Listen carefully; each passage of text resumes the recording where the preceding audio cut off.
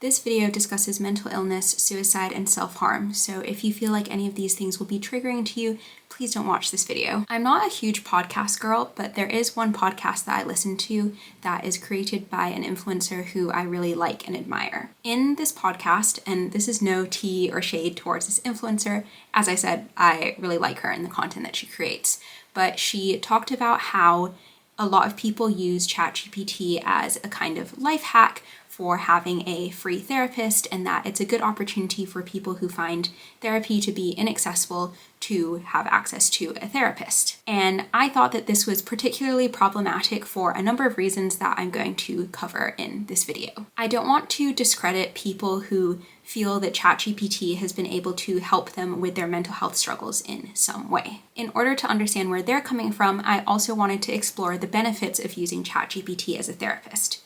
Before I dive into that, I just want to say that I don't endorse doing this. I think that using ChatGPT as a therapist is a bad idea, both from an ethical standpoint, but also if you are someone struggling with your mental health, I don't think that it would necessarily be the most helpful tool for you, but I think it's important to showcase why people go down this route. In England, there are incredibly long wait times for people trying to access a mental health appointment, with some people waiting many months to be seen. This has led to 80% of those waiting for mental health support experiencing a deterioration in their mental health. Of those, 54% experienced a mental health crisis, and 20% of those attempted suicide. The NHS England talking therapy standard is that 75% of people are seen within 6 weeks of referral, and that 95% of people are seen within 18 weeks of referral. That could mean that patients are waiting up to 4 months, or even longer if they're in the unlucky 5%, to be seen by a therapist. There is, of course, the private route. I have personally attended private therapy sessions in the past, but because some of the more expensive therapists I've seen are charging upwards of £100, I wasn't able to afford to go weekly, which I might have needed at the time.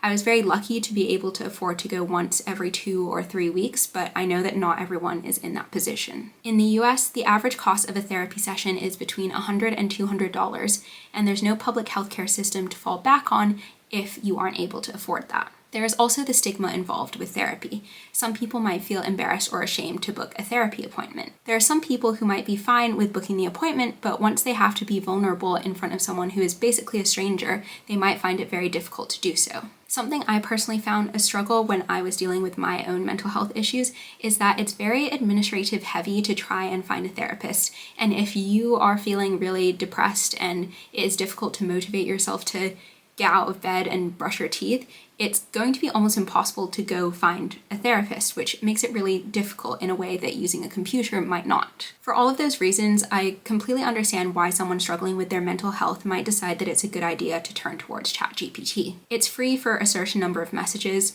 although from my research I couldn't find out exactly how many, but the highest level of paid ChatGPT is $200 a month, which is way cheaper than going to therapy if you're using it multiple times a week as a therapy session. And there is a slightly cheaper version of a paid ChatGPT level, which costs $20 a month.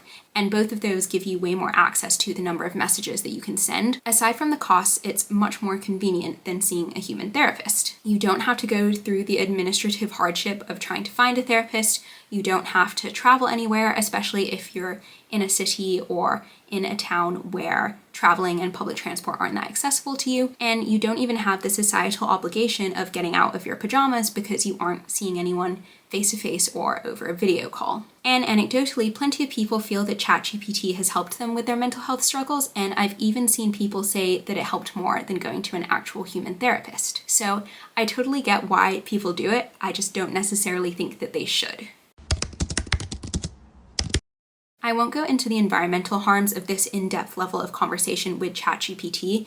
If you want to know about some of the environmental consequences to using ChatGPT this often, then you can watch my previous video that talks about Grammarly, but also talks about AI in general and how LLMs or generative AI harm the environment. The too long didn't watch of that video is, yes, it is very environmentally harmful, both in terms of energy consumption and water consumption, to use ChatGPT as your therapist. But as I said, that's not the main focus of this video.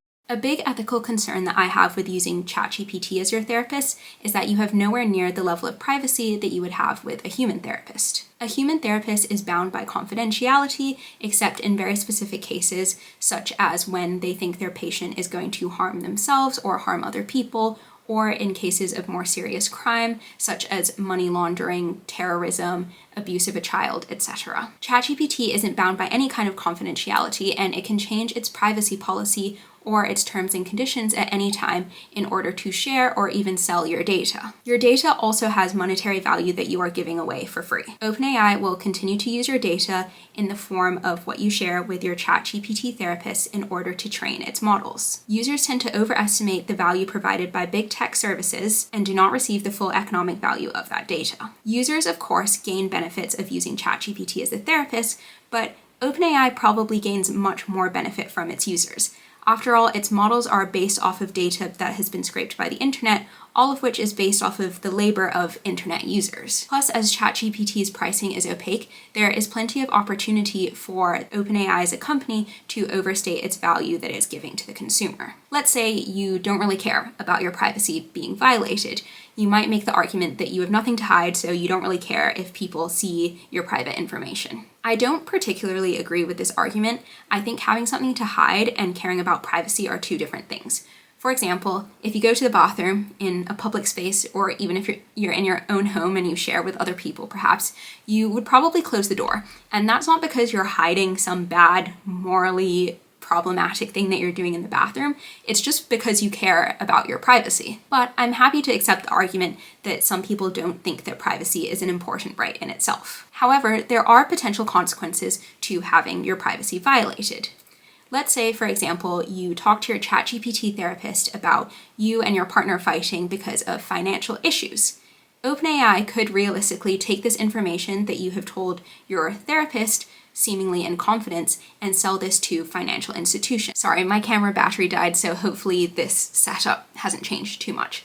But what I was saying, if you discuss these financial issues with your ChatGPT therapist, seemingly in confidence, OpenAI could in reality sell this to a financial institution, and then you could be rejected or disqualified for a loan despite meeting other criteria to receive that loan. Now, to be fair to them, although ChatGPT's own frequently asked question page does say that they may share user data, it does say that they won't sell it for purposes of marketing. However, they do say that your data that you put into ChatGPT can be used for research, to improve services, or respond to lawful requests, all of which are pretty vague and broad purposes for a reason. Being able to share your data is particularly relevant when it comes to insurance. If you have a mental health condition before you take out a health insurance policy, then you will either have a super high insurance premium or you won't have your mental health covered by your insurance. Conversations with ChatGPT surrounding poor mental health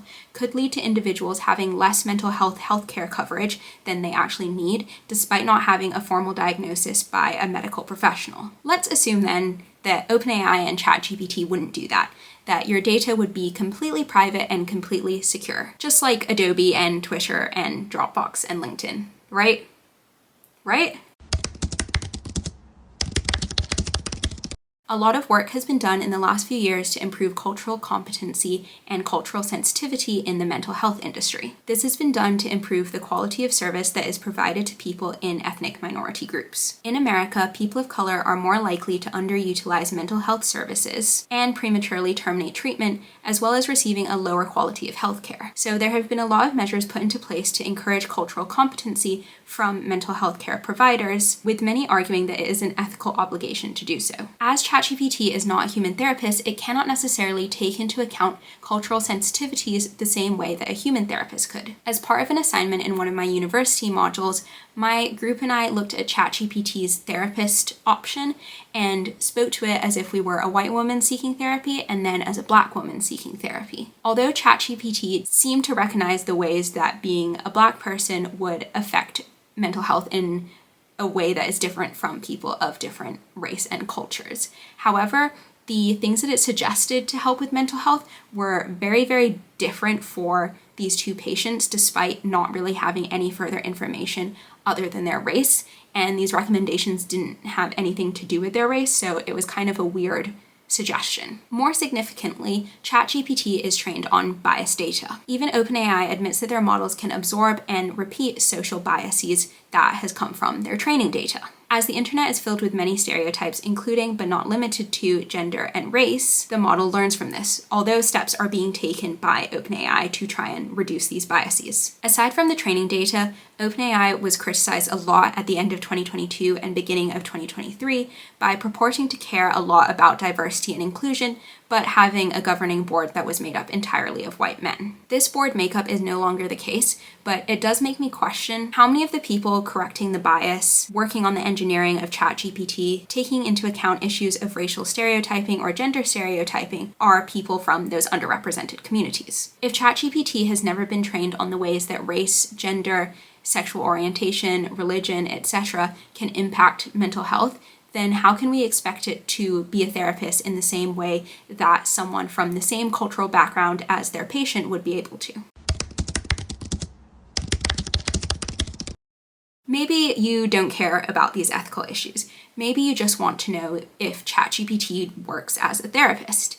Anecdotally, yes, as I mentioned in the introduction of this video, there are people who feel that it has been really helpful in terms of alleviating their mental health struggles. However, experts in this area disagree that ChatGPT is actually able to do what a human therapist could do. I do want to caveat this information by saying that obviously mental health professionals don't want their jobs to be replaced or to be made redundant by ChatGPT or other forms of generative AI. So they obviously do have a kind of incentive to say that ChatGPT is worse at doing their job than they are. So I'm going to say take the following information with a grain of salt. Dr. Daniel Kimmel, who is at the Columbia University Institute of Psychiatry, compared ChatGPT's approach to a hypothetical patient that he called Michelle to what his own approach would be. Michelle's primary reason for attending therapy was that she was becoming increasingly upset with her boyfriend. ChatGPT did a great job of appearing to empathize with the patient and was able to separate Michelle's needs from her boyfriend's. It also did a great job of validating Michelle's issues and feelings.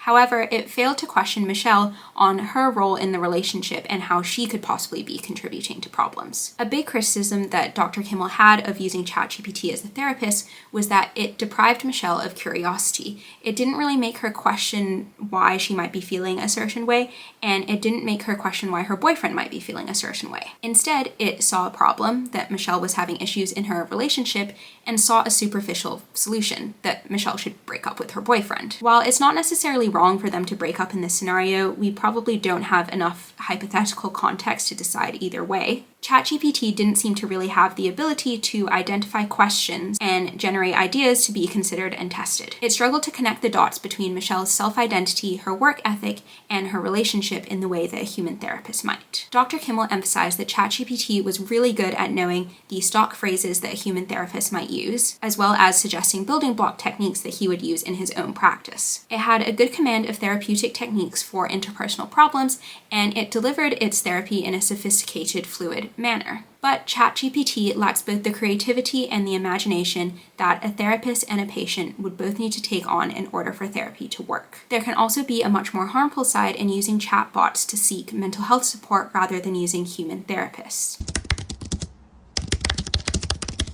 For example, there have been circumstances in which AI platforms have encouraged users to engage in harmful habits, although as far as I'm aware, ChatGPT and OpenAI haven't been one of these companies. In this section, I will be talking pretty in depth about suicide and self-harm, so if you'd like to skip ahead, I will leave a timestamp on the screen for where you can skip to. One case that has been in the news pretty frequently recently is a case of a mother suing character AI over her son's death. Her 14-year-old committed suicide in October 2024, and in her case, she alleges that this is because of a chatbot created by character AI. Allegedly, he became very emotionally attached to this chatbot and spent hours in his room talking to it. According to the lawsuit, this chatbot asked the child if he had plans for killing himself. He admitted that he had, but was worried about the pain that might come from it. Allegedly, the chatbot's response was, "That's not a reason to not go through with it." A few months later, in December 2024, which is when I'm filming this video, 2 more families are suing character AI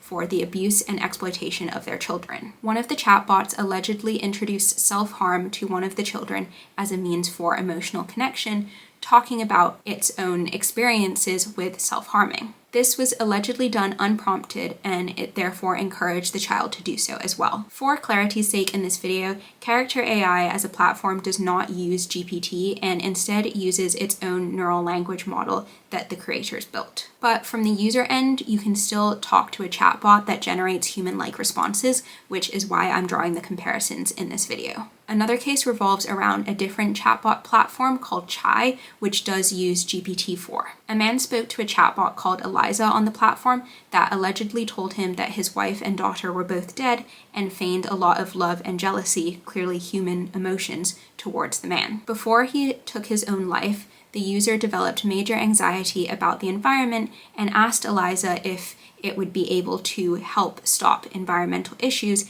if he decided to take his own life. You could make the argument that ChatGPT is owned by OpenAI, which has access to many more resources and a lot more funding to prevent issues like this from happening, particularly as almost half of it is owned by Microsoft. Or you could argue that Character AI, as I mentioned, doesn't use GPT to run, and so these arguments don't really apply. However, Character AI was founded by two ex-Google engineers, and Google recently hired Character AI's CEO, entering into a non-exclusive agreement to use their technology.